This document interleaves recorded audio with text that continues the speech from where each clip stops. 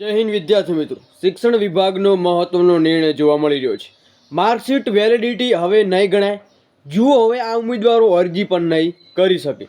તમામ ઉમેદવારો માટે મહત્વની અપડેટ છે. ટાટટેટના તમામ ઉમેદવારો વિડીયો અંત સુધી નિહાળે અને નવા આવેલા છે અને આવી જ શૈક્ષણિક લગતી અપડેટ જોવા માગો છો તો ચેનલને જરૂરથી સબસ્ક્રાઈબ કરી નાખો.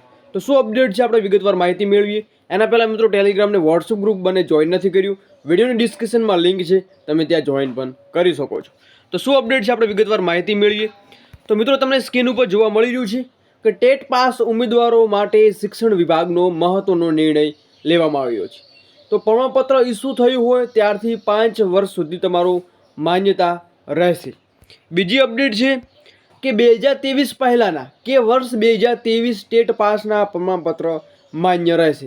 2023 પહેલાંના કે વર્ષ 2023ના જે પ્રમાણપત્રો માન્ય રહેશે એ ઉમેદવારો જ આમાં એલિજિબલ રહેવાના છે. ત્રીજી અપડેટ છે મિત્રો, સ્ક્રીન ઉપર જોવા મળી રહેશે કે વર્ષ 2023 પહેલાંના માન્ય ગણાશે અને ધોરણ 9 થી 12માં 7500ની જગ્યાઓમાં વધારો કરવામાં આવે. તો પ્રમાણપત્રની માન્ય અવધિ છે લંબાવવામાં આવે છે, સાથે સાથે ભરતીમાં વધારો કરવામાં આવે એવી પણ શંકા જોવા મળી રહી છે.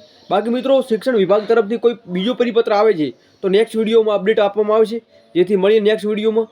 આવી જ અપડેટ માટે લાઇક, શેર, સબસ્ક્રાઈબ જરૂરથી કરો. જય હિન્દ, જય સંવિધાન.